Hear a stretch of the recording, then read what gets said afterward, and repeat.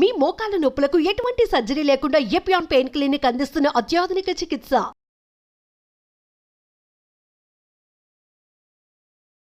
మనం కూరగాయల మార్కెట్కి వెళ్ళినప్పుడు చాలామంది బాగా ఇష్టం, రుచికరం అని చెప్పి రోజు వారం రోజులు కొంటుంటారు. అలా కాదు, రైతు బజార్కి వెళ్ళినా కూరగాయల మార్కెట్కి వెళ్ళినా మనం వెరైటీ ఏది వదిలిపెట్టకుండా అన్నీ కొంటూ ఉండాలి. పైగా ఒక్కో సీజన్లో ఒక్కో రకమైన కూరగాయలు మనకు లభిస్తాయి. ఒక కూరగాయ చాలామంది ఇష్టపడని కూరగాయ ఏదంటే కాకరకాయ. దీన్ని కరేలా, బిట్టర్ గార్డ్ అంటారు. కాకరకాయ అనగానే జిడ్డు మొహం పెడతారు, కొనరు అసలు. కాకరకాయ అంటే చేదు, వదిలే అంటారు. ఈ కాకరకాయని శుభ అశుభ కార్యక్రమాల్లో కాకరకాయ ఫ్రై పెడతారు. రింగులు రింగులుగా కోస్తారు, మూకుట్లో వేసి రోస్ట్ చేసి పారేస్తారు. ఎప్పుడైతే నూనెలో రోస్ట్ ఫ్రై చేసామో దాంట్లో ఉండే పోషక విలువలన్నీ నశించిపోతాయి. తినటానికి నాలుగు బ్రహ్మాండమైన రుచి. కాకరకాయ రోస్టు, ఆ రింగులు లాంటివి మనం తింటుంటే కరకరలాడుతుంటాయి, ఒడియాల్లా ఉంటాయి. ఏం ఉపయోగం? దాంట్లో ఏమీ ఖనిజ లవణాలు, పోషక పదార్థాలు అన్నీ నశించిపోయి ఉంటాయి. కనుక మనం కాకరకాయలో మనకి ఏదైనా మేలు జరగాలంటే కాకరకాయ పులుసు. కాకరకాయ పులుసులో చేదు విరగటానికి కొద్దిగా బెల్లం వేస్తారు. కనుక కాకరకాయే కాదు, అసలు ఏ కూరగాయ కూడా ఫ్రై, రోస్టు, నూనెలో ముంచి వేపుడు చేస్తే దాంట్లో పోషక విలువలు, విటమిన్లు, ఖనిజ లవణాలు నశించిపోతాయి.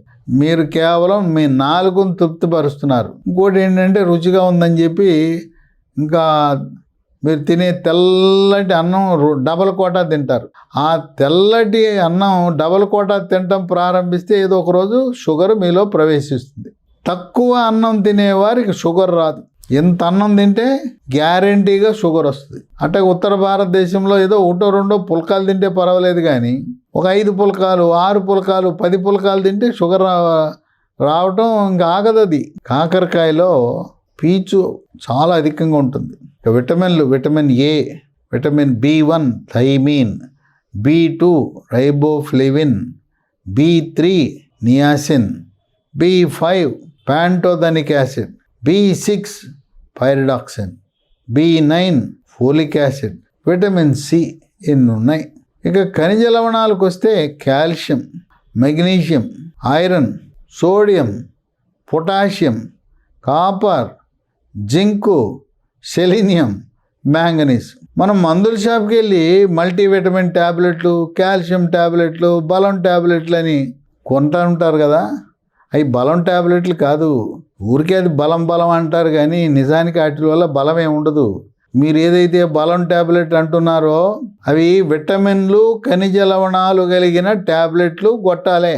వాటి బదులు మనం కాకరకాయ తింటే ఇన్ని ఖనిజ లవణాలు, విటమిన్లు లభిస్తుంటే మందుల షాప్కి వెళ్ళి బలం ట్యాబ్లెట్లని, విటమిన్ ట్యాబ్లెట్లు, మల్టీవైటమిన్ ట్యాబ్లెట్లు కొని తెచ్చుకోవాల్సిన అవసరం ఏమైనా ఉంటుందా?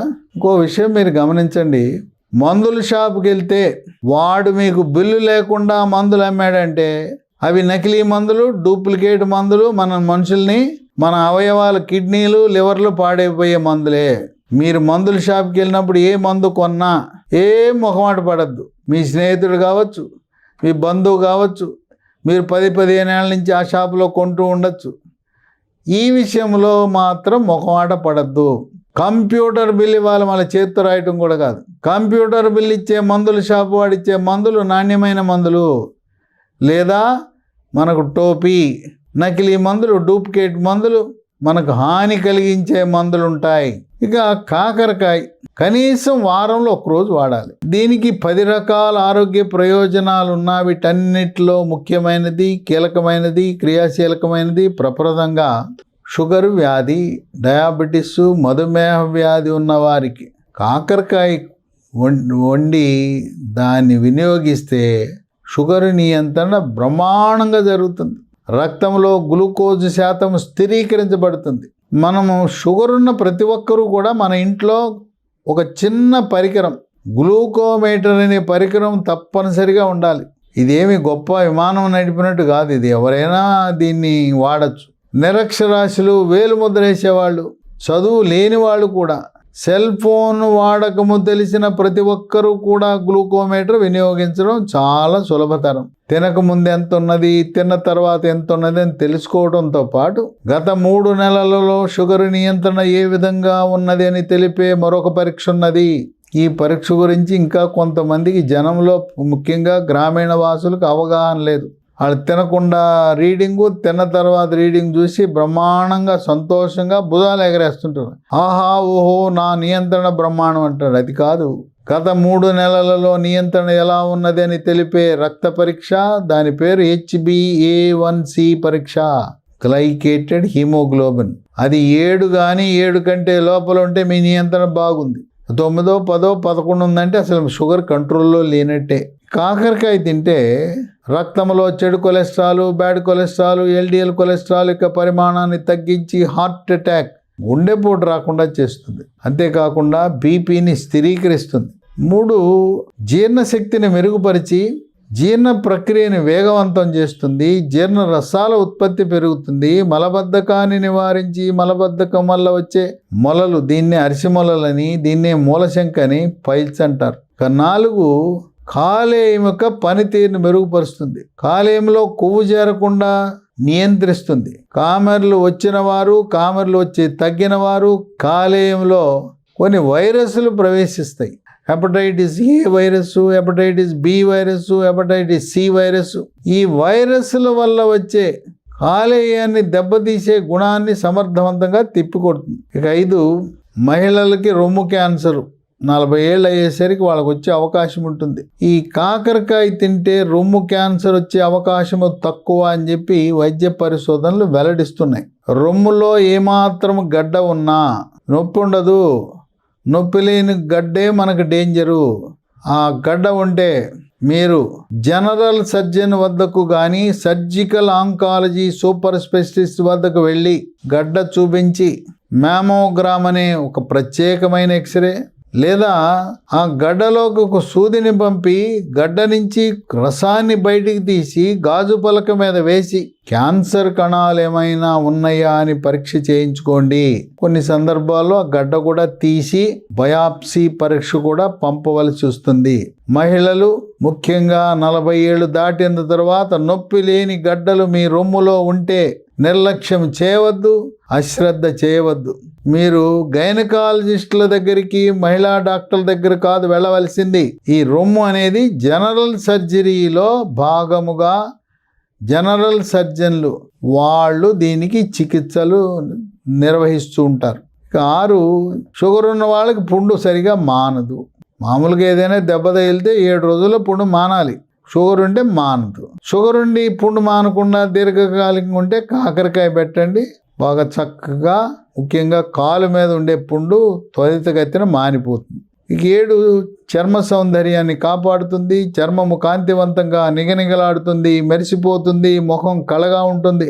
ముఖంపై మొటిమలు రావు, మచ్చలు కూడా రావు. చర్మంపై పొక్కులు, గుల్లలు, సెగ్గడ్డలు, గజ్జి, తామరను నివారిస్తుంది. ఈ విధంగా చర్మం యొక్క కాంతిని, చర్మం యొక్క గుణాలను మెరుగుపరుస్తుంది. 8, కంటి చూపుని మెరుగుపరిచి రేజీ కట్టిని తరిమి కొడుతుంది. 9, స్థూలకాయము, భారీ కాయం ఉన్న వాళ్ళు కాకరకాయ వినియోగం వల్ల క్రమేణా బరువు తగ్గుతారు. బరువు అధికంగా ఉన్న ఎవరైనా కూడా, ప్రతి ఒక్కరూ మెడ ముందు భాగాన సీతాకోక చిలుకాకారములు ఉండే థైరాయిడ్ గ్రంథి సరిగా పనిచేస్తుందా లేదా తెలుసుకోండి. ఎలా తెలుసుకోవాలి? రక్తములో T3, T4, TSH అనే రక్త పరీక్ష చేసినప్పుడు T3, T4 తగ్గినా, TSH పెరిగినా థైరాయిడ్ మందకొడిగా పనిచేస్తుందని గమనించి థైరాయిడ్ టాబ్లెట్లు వాడటం ప్రారంభిస్తే బరువు తగ్గిపోతారు.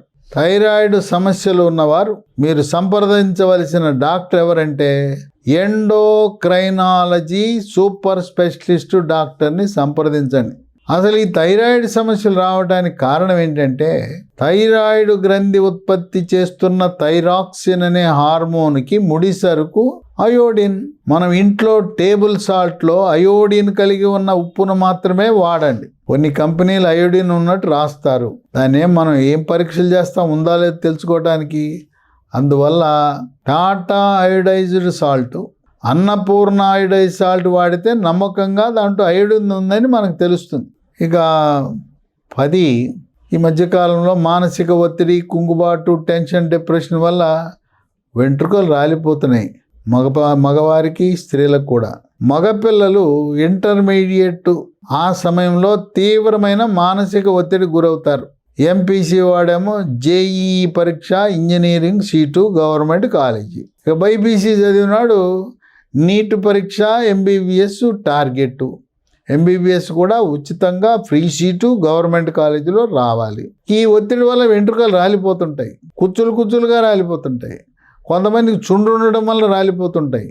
అలా వెంట్రుకలు రాలిపోయే సమస్య ఉన్నవారు కాకరకాయ చక్కటి పరిష్కార మార్గం. కనుక కుటుంబ సమేతముగా పిల్లలు, పెద్దవాళ్ళు, గర్భవతులు, బాలింతలు, వృద్ధులు అందరూ కూడా కాకరకాయ పులుసు వారానికి కనీసం ఒకసారి, వీలైతే 2 సార్లు తినటం అనేది శ్రేష్టము, శ్రేయస్కరము, ఆరోగ్యకరము, ఆనందదాయకం.